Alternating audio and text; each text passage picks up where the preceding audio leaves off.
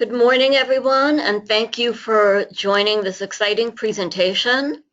It's part of our series called Meet the Sikich Team. And the reason behind the series is that our technology clients are not necessarily aware of all of the additional services that Sikich provides. Oh, excuse me. So we started in our February newsletter and our March newsletter introducing various other service areas, and security and compliance is such a hot topic that we're very excited to have Brad Luchen, who is a Sikich partner on the security and compliance team. And he's going to be talking to us about security threats to your business and how Sikich can help. Before we get started, I just want to go over a couple of housekeeping items. The audience, the attendees, your microphones are all muted for the duration of the presentation. But if you have questions, there is a question box.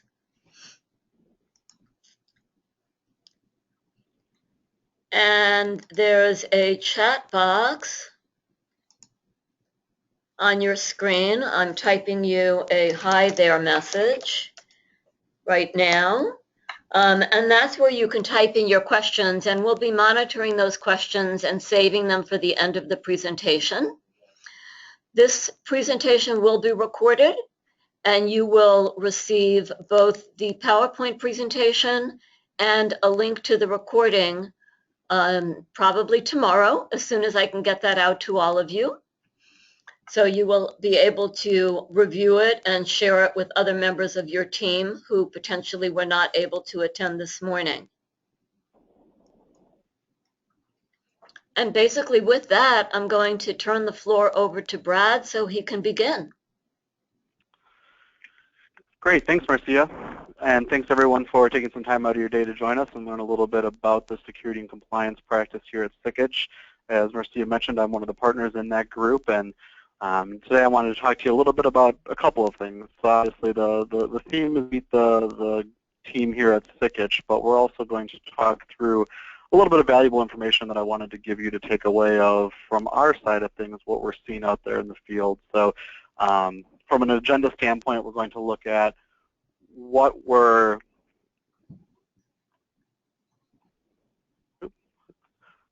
sorry folks, we're having a little bit of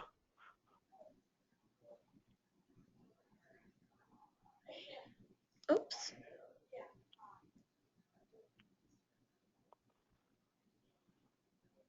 You may need to log back in because it looks like we're back on the original screen, Brad. Oh, there you go.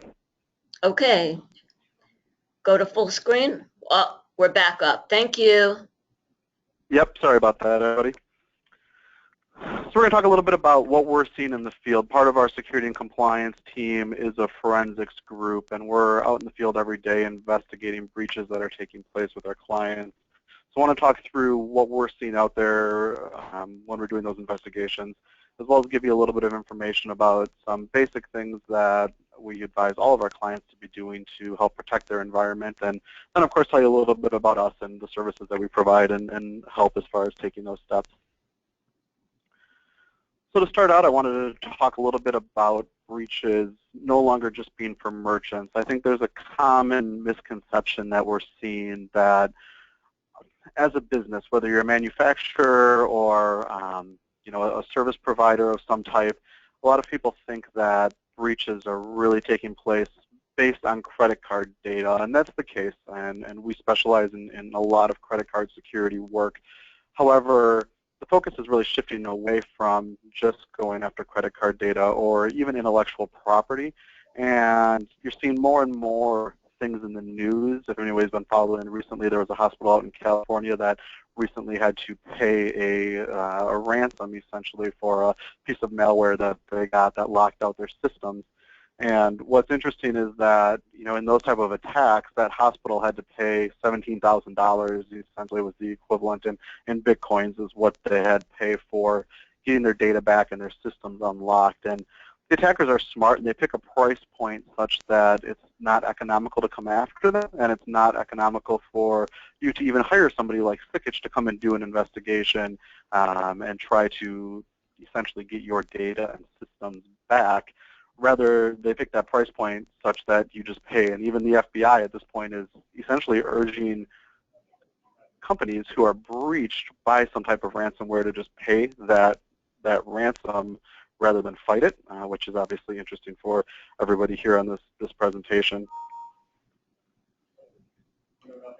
So how are those attacks happening? How is that ransomware getting into systems? And one of the most frequent attack vectors is some type of malware. So everyone knows about viruses and Trojan spyware, those type of things. And they're really delivered most often through some type of phishing attack where an employee of yours is spoofed by an email, let's say, or they click on a attachment of a document that's infected. And there's really two different types of attacks that take place with malware.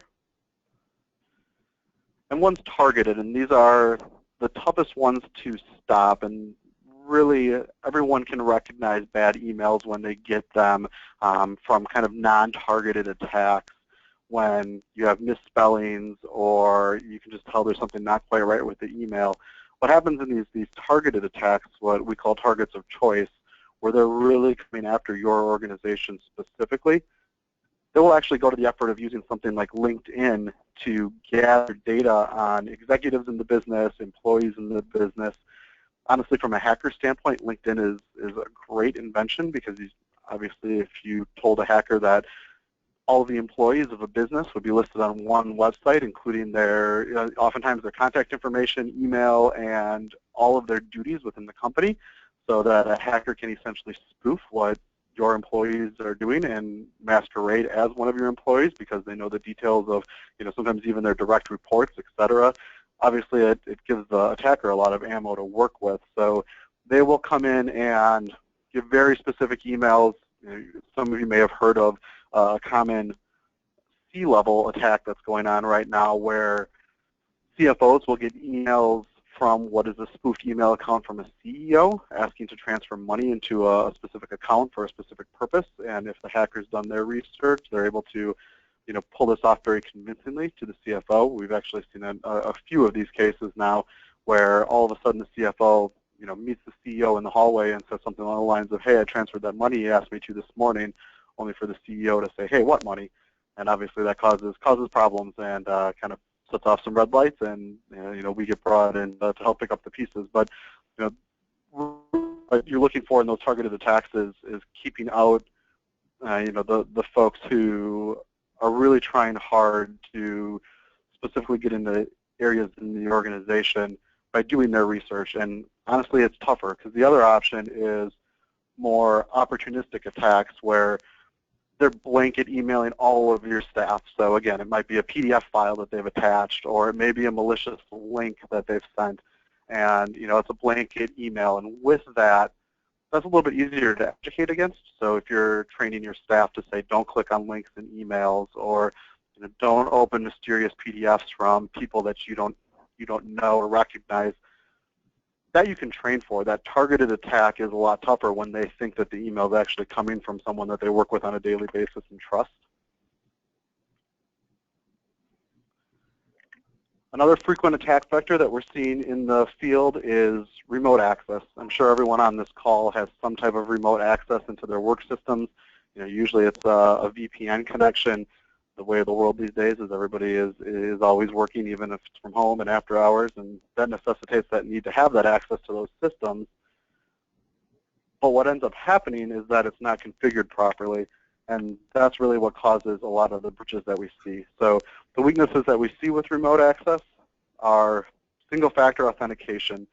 Really what that means is that you just have a username and password. There's nothing else that identifies you as who you are or what you know, or anything that you may have that could really validate that. So if somebody's able to get your username and your password, they're able to get into your systems, and it's a lot easier than you may think. So single-factor authentication is a huge problem that we run into because our pen testers, for example, can usually figure out what type of VPN connection a company is using very easily.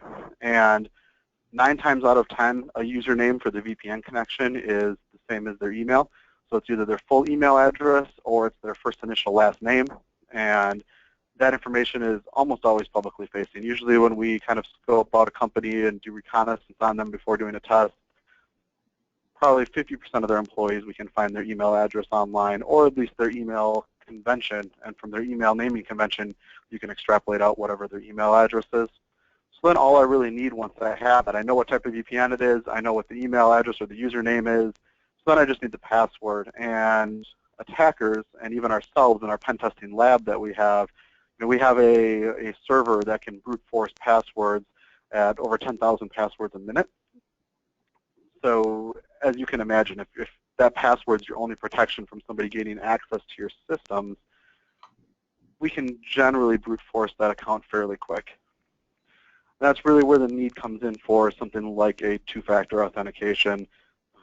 Not having weak passwords. The longer that password is, the longer it takes us to crack it. So as much as everybody hates you must have a number and a special character, or it must be 10 digits long, the reasoning behind that is that for every extra complexity in your password, it takes us exponentially longer to try to brute force and break it. And then if your company also has something like password rotation in place where you're changing that every so often, by the time we would get to break it, the theory is that then you'd be changing that password anyway, so it would no longer be valid and we'd be starting all over again.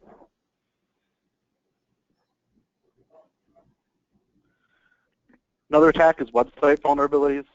Really what we see here is infected websites. So if you go to a website, and a lot of times even Google will warn you these days that a website's been infected, and just by going to it, they're going to put a cookie on your machine that's putting malware there that then is going to prompt it to download other types of malware. So the key here to really prevent this is making sure that you have some type of antivirus on your system that'll flag infected websites, as well as to pay attention when you get those pop-ups and warnings.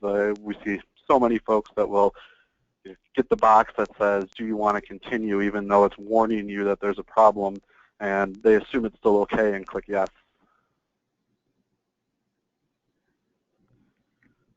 Another frequent attack vector is social engineering.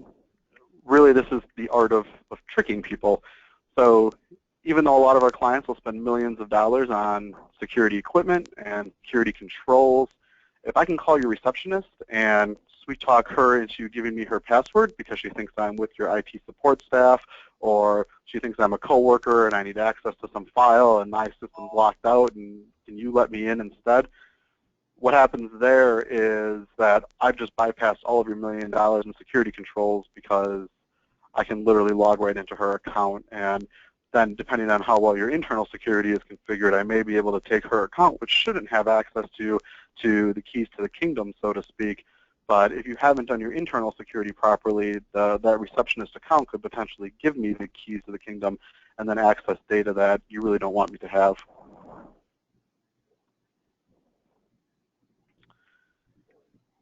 Next on the attack vector side are third-party connections. Anyone that read the news with the Target breach will remember that Target essentially got breached because of access to their systems from their HVAC vendor. In the forensics cases that we're investigating, and we've investigated over the last year, we kind of called it the year of the service provider, there's a trend for attackers to no longer target individual businesses. Of course they do if they're high-value targets, but attackers have gotten smart and they've said, if I can attack a business that then has access to a plethora of other businesses, I can essentially break into one company and use the data within that company to then access others.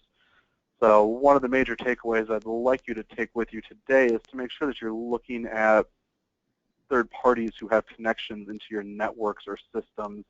And as part of your own security due diligence, make sure that they are also doing their own security due diligence up to a level that makes you comfortable.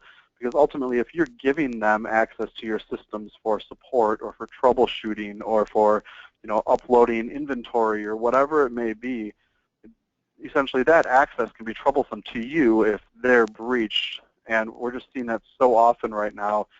because it's a better bang for the buck for the attackers. Like I said, if they can breach one company and get access to 50, that's essentially money in their pocket.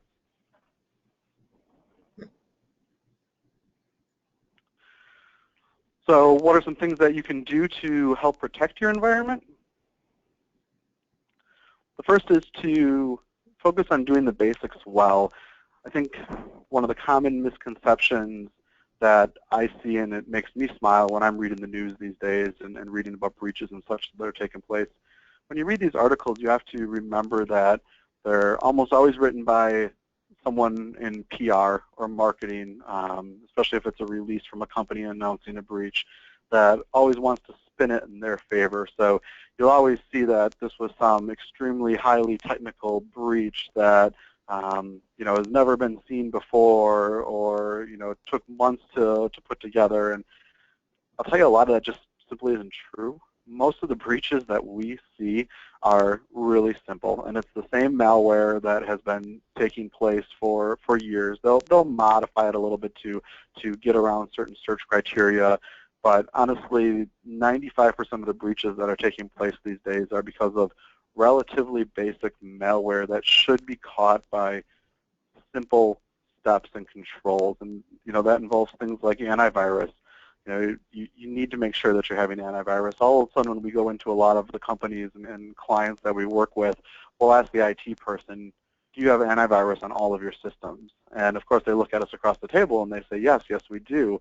And then we go out and we start the audit and we say, let us sample 15 of your workstations, for example, and we'll find that out of the 15, 3 or 4 don't have antivirus for some reason on them. So even though their policy is to have antivirus and their controls say that they have antivirus, when we go actually do the audit of their systems, we find, sure enough, you're missing this on 10 to 15% of your systems, which again is all it takes to give the hacker a door in. Also things like patch management. Years ago, there was always concern around patch management and not keeping up with it properly, or is a patch going to break my systems, things like that. And these days we've gotten better at it, but there's no reason that every IT person in the world shouldn't be in tune with Microsoft's Patch Tuesday, be updating all of your systems on a weekly basis. And Microsoft and Adobe especially are the big ones that need to be looked out for there. Don't be afraid of mature solutions. What I mean by this is things like multi-factor authentication for remote access, as I mentioned earlier, that used to be a newfangled technology, and it's 10 plus years old. All major companies are doing it and using it now. It can be really simple from an application on your phone. In fact, the solution that we use internally here at Sikich essentially pops up a notification on your phone, on your mobile phone, when you try to log into the VPN, and it just says accept or deny. So now all of a sudden I need to have that phone on me in order to log into the VPN. So not only is it something I know as a password, it's something that I have. I physically have to have that device. And it's not even issuing anything new to your staff or employees. It's something they already have on their mobile phone. It's simply installing an app on it. And it works really slick. So it's not prohibitive to using it, and it's much more secure than single-factor authentication. Vulnerability scanning is also now a mature solution. A lot of people, even 5 years ago, were concerned about impact on their systems with doing security scanning on those systems. And same with even automated patch management. There's a lot of tools out there that will do patching to your systems for you. In the past, there was always a concern that, if I use an automated tool, every time it runs, I'm going to get 5 calls from angry people who it didn't run right on, and me as an IT person has to manage that.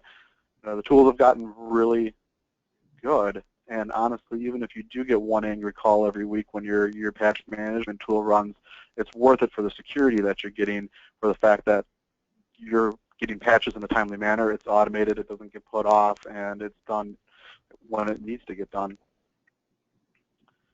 Reinforce the need for secure behaviors. Really what we're looking for here is employee training, and it's really to combat the social engineering aspect I talked about earlier.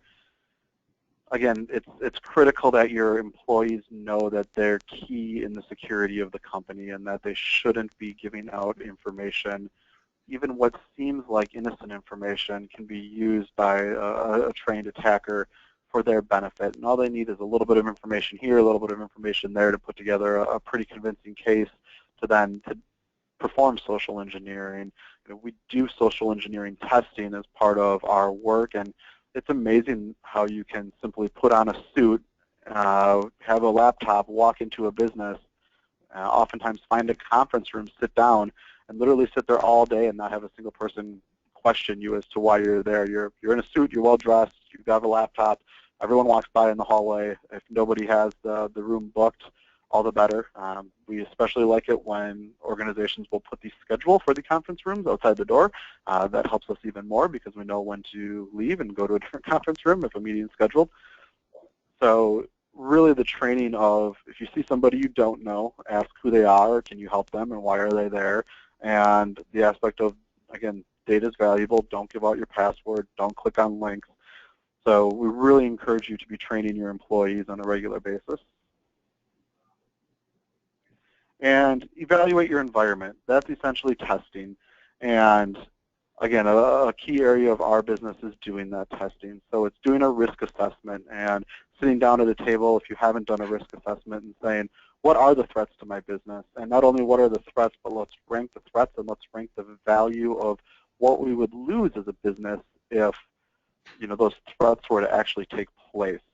Again, you don't want to spend $1 million to protect something that would cost the company $10 if you lost it. It just doesn't make sense. So doing the risk assessment as a key cog in your security program gives you the data to be able to make educated decisions on where you should spend your budget. Maybe your company has a lot of external threats and you're not as concerned about internal threats, so then you should take your security budget and we'll focus it more on those external threats to your business versus the internal.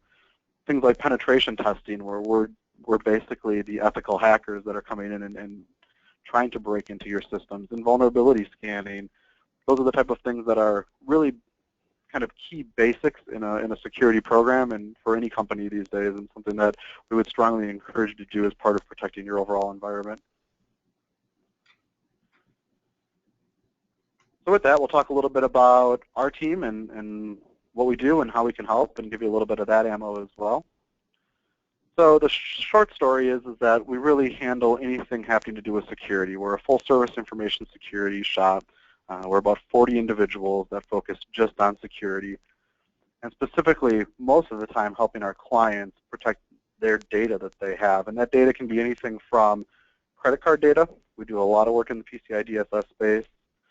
It also includes patient data for HIPAA, bank account numbers for things like GLBA and FFIEC compliance, or even kind of the secret sauce. So if you have some sort of IP in your company that makes you different, and that's what is the key to your business, and that's where we should focus our security budget, that's what we look at, and that's what we help you protect. Now, across all of that data, whether we're protecting credit card data or the secret sauce, a lot of the concepts are the same.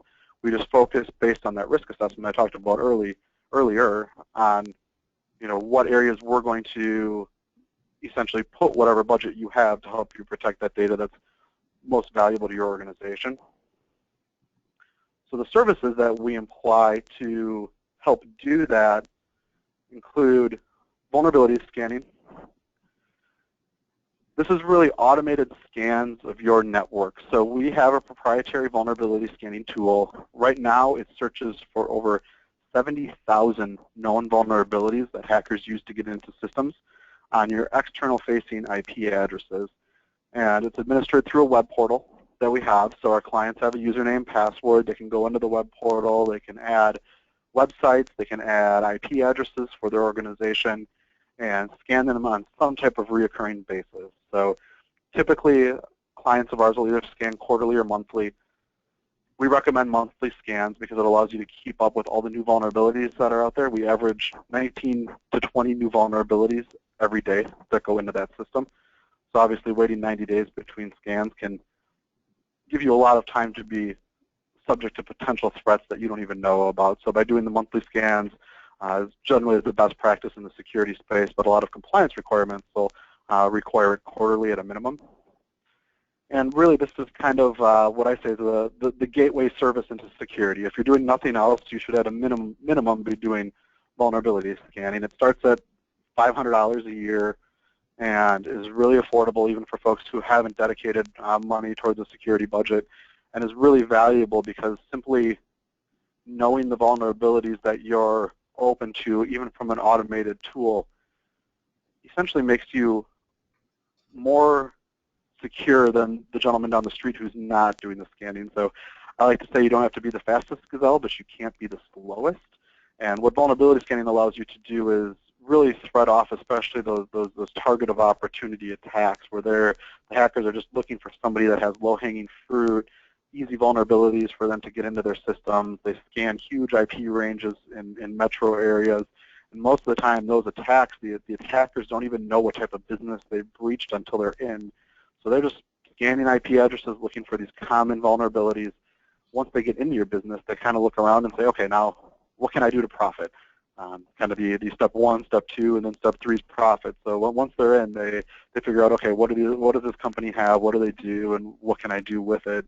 And simple vulnerability scanning really puts you ahead of the next guy in saying, hey, a lot of those just automated scans those attackers are running, they're going to pass me by because at least I'm doing the minimum to make sure that those easy vulnerabilities I'm keeping up with and I'm patched for. Penetration testing takes that to the next level. Penetration testing includes human intervention. It's our team of penetration testers here essentially trying to break into your environment, and from an external standpoint, as this slide shows, it's really emulating us attacking over the internet as if we were in Russia or we're down the street. We're going to use the internet to try to break into your systems. So if that's what keeps you up at night, is saying, hey, is some foreign entity trying to break into my organization to steal my secret sauce? External penetration testing is us trying to do that and give you that information and data and then help you secure your systems before somebody else would actually take advantage of that. That starts around $5,000 for a typical engagement. It's usually project-based and scoped out based on the size of your environment. And really from a security standpoint, it is a good entry point into additional services beyond vulnerability scanning. It's one of the first things we'd recommend. It seems to be where a lot of people's concerns more often lie is on external parties versus internal. But in addition, we provide internal penetration testing as well. And that's really meant to emulate a rogue employee or potentially a vendor, such as your copy machine vendor, let's say, who has access to your systems, but shouldn't have a true account on the system, perhaps. Maybe they can, they're internal, so they have access behind a firewall, but no account, or they've got a low-level employee account. And how well have you done at doing your segmentation, and what can I get access to?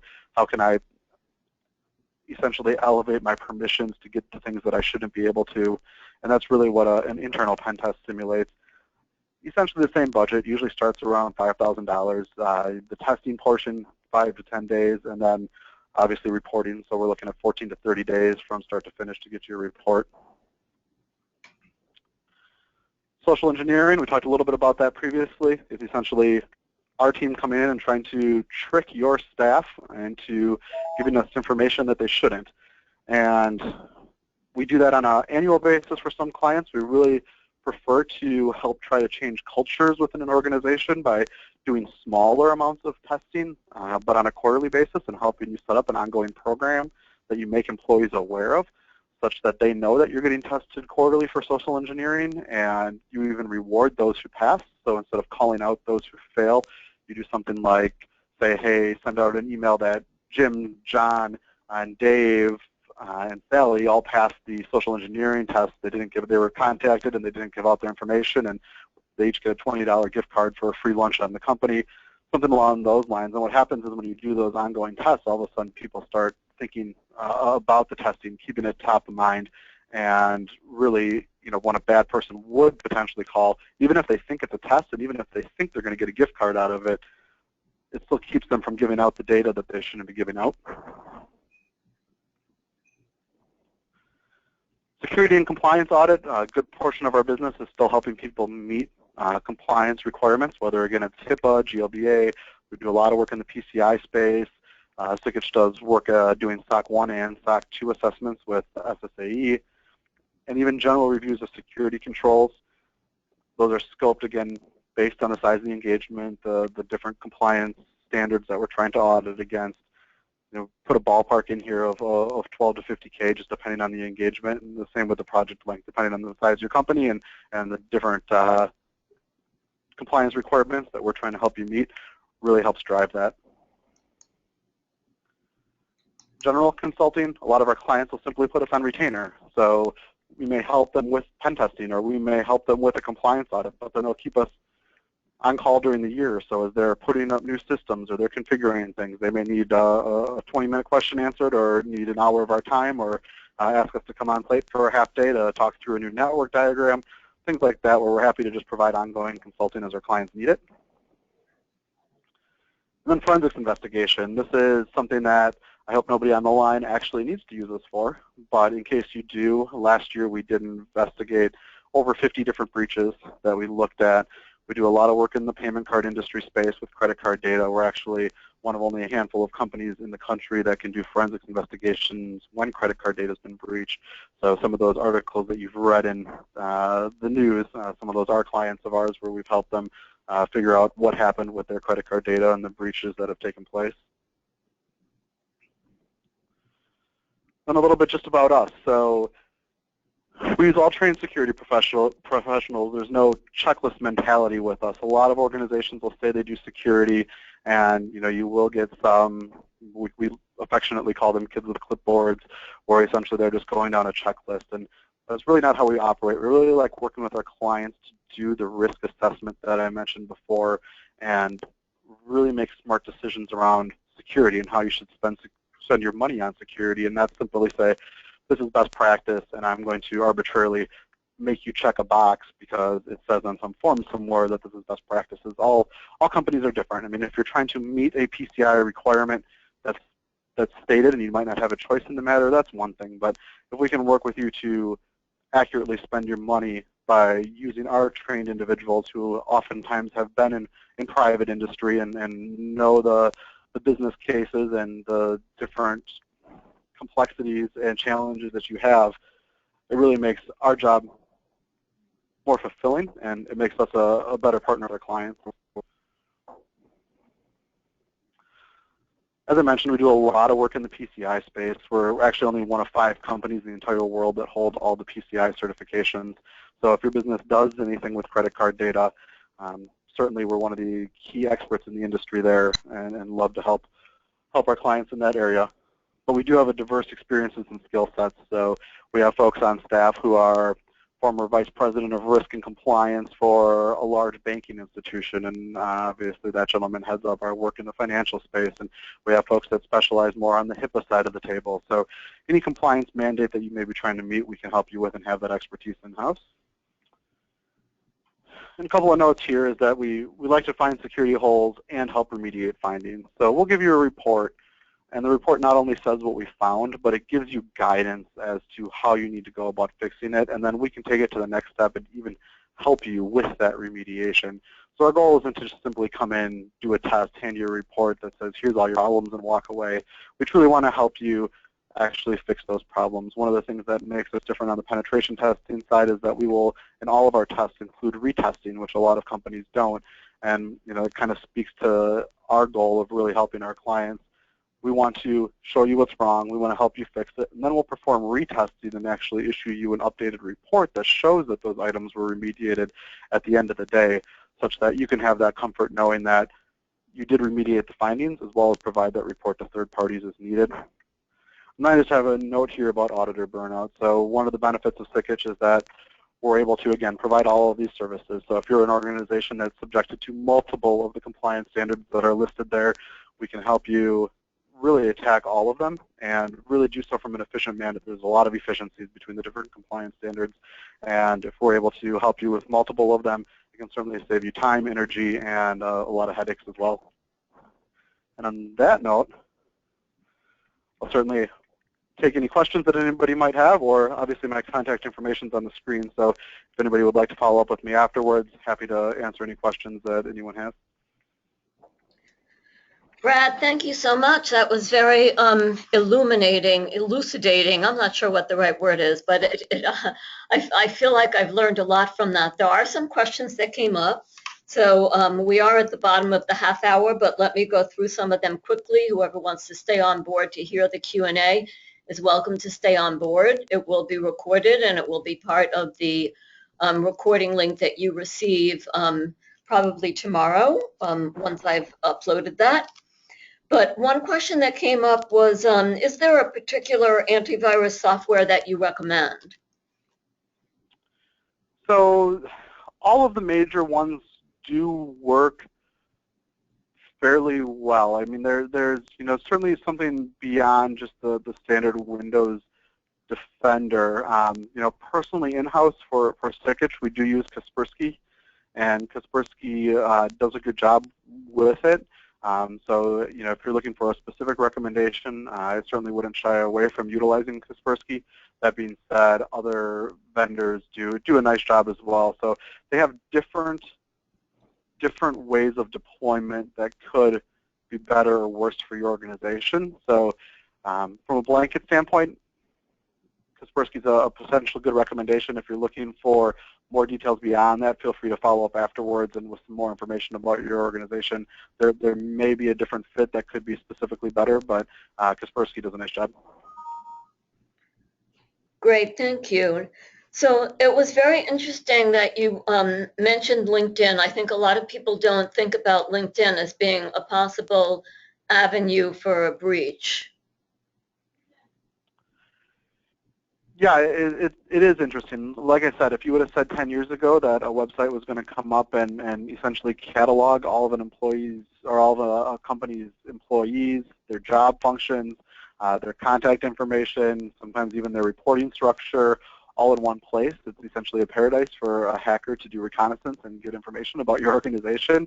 Now, obviously, we're not going to change LinkedIn. It's integral to the business world at this point, but it's worthwhile as part of your education to employees to talk through being careful what they're posting on the internet, and that would include, even say their business email address and things like that.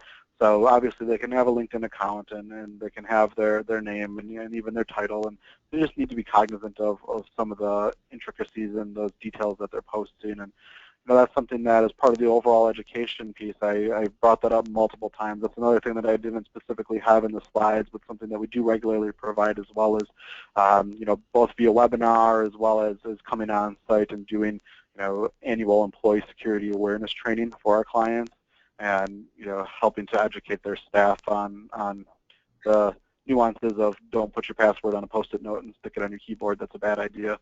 Some of those things. Okay, and excuse me, one more question. Does your team work regionally, nationally, internationally? Can you talk a little about that? Sure. So we are international from a presence standpoint. We literally work coast to coast in the U.S. We do work in Latin America. We do work in Canada. We do work in Europe, and even a little bit in Asia. So we have clients that literally span the globe. Some of them are U.S.-based with other presences in those various countries, from data centers to offices, et cetera. And then we have some that are international-based as well, including quite a strong presence in the Latin America market. I think one thing I didn't mention, our client base is very diverse. So from the vulnerability scanning, that's $500 a year. We work with a lot of small mom and pop type shops. I mean, even garage startups that have some sensitive information that they're trying to protect, and go all the way up on the forensics and penetration testing and auditing side to Fortune 100 companies that we work with. All right, and one more quick question that came up. So you're getting an email from someone and the email address is absolutely correct. It looks like your daughter-in-law, let's say, right? But when you open the email, it wants you to click on some kind of link, and you know that your daughter-in-law would never send you that, right? So does Correct. that mean that, in this particular example, does that mean that her computer has been hacked? And should you notify? Normally, yeah, so you can definitely go ahead and notify her. Normally it doesn't mean that her computer has been hacked necessarily, but it would definitely mean that her email account has been hacked. So it may not be anything having to do with her own personal laptop or computer, but if she's using a Gmail account or a Yahoo account or things like that, likely what's happened is somebody's brute forced her password, and gotten access to her account and is using her account to send out spam. So really, in those type of cases, you should notify that person and have them then go in and immediately change their email password. Good point. That sounds easy enough, huh? Right?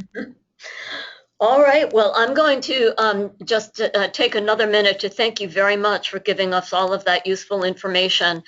Clearly, it pays to be proactive rather than reactive, and I think you've emphasized all the reasons why companies might want to do that. And we appreciate your time this morning, Brad. And I want to thank you for not, on my part, but also for all of the clients who attended and will receive the follow-up information from us. Thank you and enjoy All your right, yep. afternoon. All right, thank you, everyone.